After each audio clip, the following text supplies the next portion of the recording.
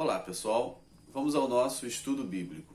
Nesta oportunidade vamos estudar Carta aos Hebreus, capítulo 11, do versículo 23 até o versículo 29. Nessa parte da exposição sobre a fé perseverante, utilizando heróis, personagens do Antigo Testamento, o nosso autor se dedica a Moisés, que é um dos dois personagens mais destacados nesse capítulo 11. O primeiro, Abraão, e agora Moisés, no qual ele apresenta a sua fé perseverante por meio de vários episódios na vida de Moisés, desde o seu nascimento até o êxodo, até a jornada no deserto, quando se atravessa o Mar Vermelho. Nessas passagens de sua vida, em todas, rapidamente, o nosso autor aponta a perseverança, a fé perseverante, pois é esse o seu objetivo discursivo, apresentar aos cristãos para o qual ele se dirige na sua carta, no seu texto, que sejam perseverantes e que a fé ela é marcada pela perseverança. Para estimulá-los, ele então se utiliza agora das pequenas histórias destacadas aqui de Moisés. Nesse destaque, a gente observa alguns protagonistas, a começar pelos pais de Moisés, depois o próprio Moisés, e depois todos os hebreus são indicados como aqueles que pela fé perseverante desafiaram o medo do seu presente, na esperança de um futuro melhor, na esperança daquilo que está no futuro. A gente vai observar também nesse trecho que o nosso autor retoma o conteúdo programático do versículo 1, em que a fé ela é explicada pela expectativa de algo que está no futuro, e assim ele vai mostrar Moisés nessa expectativa, trocando o presente pelo futuro, e também pela crença naquilo que não se vê. Moisés também será apresentado neste quadro, no trecho que nós vamos abordar. Então, o primeiro episódio na vida de Moisés, retratado pelo nosso autor, trata do seu nascimento. E ali no seu nascimento, não foi Moisés que teve a fé perseverante que desafiou o medo do presente na expectativa futura, mas sim os seus pais. Então, ele diz, pela fé, Moisés, apenas nascido, foi ocultado por seus pais. Então, a fé aqui é dos seus pais. Durante 3 meses, porque viram que a criança era formosa. Também não ficaram amedrontados pelo decreto do rei. Então, nós temos aqui um quadro muito interessante que tem relação com a fé perseverante. É o medo.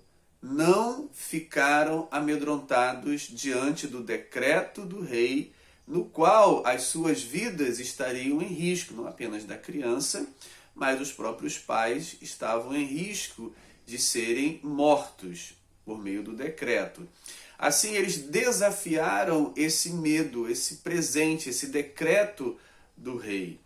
E isso, para o nosso autor, tem a ver com a realidade dos cristãos hebreus para a qual ele se dirige, como pode-se observar no capítulo 10. Eles estavam passando perseguições, tinham problemas com o governo, seus bens eram tomados, eles ficavam expostos à vergonha pública em praça, eram mortos, aprisionados, ou seja, várias situações difíceis eles enfrentavam pela fé em Jesus. A opção para se livrar dessas coisas seria a apostasia, o afastamento da fé em Jesus, o abandono da fé em Jesus. Se eles abandonassem, então eles não estariam sujeitos a esses perigos, a essas situações difíceis. Mas é a fé que sustenta na hora do medo, de sofrer todas essas represárias, olhando para o futuro, olhando para uma esperança que está lá no futuro, que se manifestará pelas promessas de Deus. Então, os pais de Moisés tornam-se referência de uma fé perseverante, porque diante de um quadro de medo, eles venceram o medo. Eles venceram a possibilidade de enfrentarem a morte por estarem cometendo aquele ato contra o decreto do rei. Assim, ele serve como estímulo para os cristãos, para a qual o nosso autor dirige a sua carta. Eles não ficaram amedrontados, porque creram em algo melhor no futuro. Então, o nosso autor apela aos cristãos para a qual ele se dirige, que não fiquem amedrontados também diante das circunstâncias que estão vivendo, postas para viver pela fé em Jesus, mas sejam perseverantes. E isso tudo foi com fé, pela fé, que os pais de Moisés agiram desta maneira.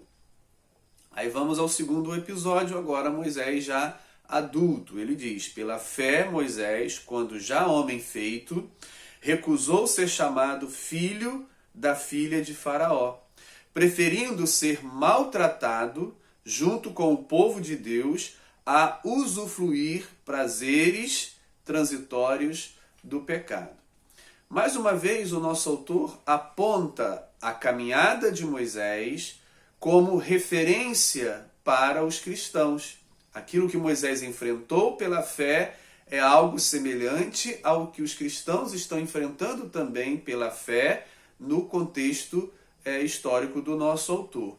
E aqui nós observamos que ele traz à luz uma oposição entre uma vida tranquila, uma vida rica e confortável, e do outro lado, uma vida maltratada, uma vida empobrecida, uma vida em perigo. Moisés optou juntar-se, solidarizar-se com aqueles que sofriam por causa da fé. Diante disso, o nosso autor apresenta o quadro para os cristãos. E é muito interessante que esse quadro não está restrito a 2000 anos atrás ao contexto cultural histórico dos primeiros leitores ouvintes da carta aos Hebreus, mas também está referido ao nosso momento histórico, onde é necessário uma identificação, uma solidarização com aqueles que sofrem, em detrimento daqueles que exercem o sofrimento sobre os outros, os dominadores. Aqui nós temos o quadro do governo de um lado, o povo do outro. O rico de um lado, o pobre do outro. Aquele que tem o poder de escravizar e humilhar e usar, e aqueles que são humilhados e usados e empobrecidos.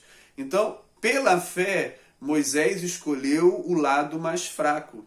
Pela fé, Moisés escolheu aqueles que sofriam. E isso é uma mensagem para os cristãos, de que assim como Moisés escolheu o lado dos que sofrem, e ao escolher o lado dos que sofrem, ele se solidarizou e ele se identificou com o caminho de Cristo, assim também os cristãos precisam rever as suas posições.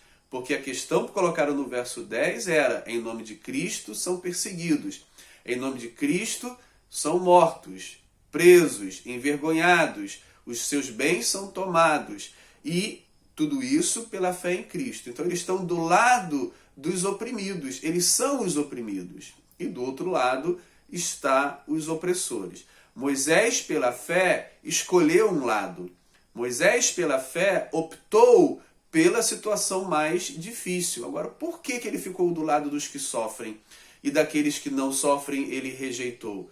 Por que ele fez essa escolha entre uma vida rica, onde a riqueza é fruto da opressão sobre os trabalhadores, sobre os mais pobres, e ele escolhe estar do lado dos maltratados? Essa colocação tem tudo a ver com a realidade desses primeiros leitores ouvintes, mas também tem a ver com a nossa realidade. Qual o lado que estamos escolhendo? Pela fé, Moisés preferiu ser maltratado. Não apenas escolher o lado, não apenas ficar na torcida pelo lado mais fraco, mas ele se introduziu no meio, ele se colocou entre eles e ele vai sofrer junto com eles, como está escrito, preferindo ser maltratado junto com o povo de Deus a usufruir prazeres transitórios do pecado. Esses prazeres transitórios do pecado se refere a tudo aquilo que ele usufruiria na corte do faraó, na riqueza do faraó, que era fruto do trabalho daqueles hebreus que eram escravizados. E aí ele vai agora fazer no verso 26 uma ponte com Jesus Cristo, ou seja, os sofrimentos dos hebreus no Egito são equiparados aos sofrimentos de Cristo, pois ele diz: porquanto considerou o opróbrio de Cristo, a vergonha de Cristo, o sofrer envergonhado de Cristo por maiores riquezas do que os tesouros do Egito, porque contemplava a recompensa, o galardão, o salário.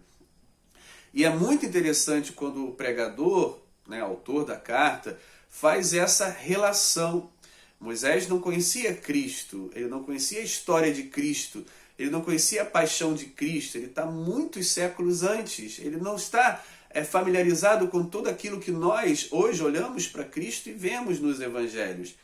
Mas quando ele se solidariza com aqueles que são maltratados, quando ele se solidariza com aqueles que sofrem, quando ele toma o partido daqueles que sofrem, ele então, segundo o nosso autor, se identifica com Cristo, mesmo não tendo conhecido a Cristo, a história de Cristo, o sofrimento de Cristo, mas ele se identifica com Cristo quando se identifica com o povo maltratado, com o povo oprimido.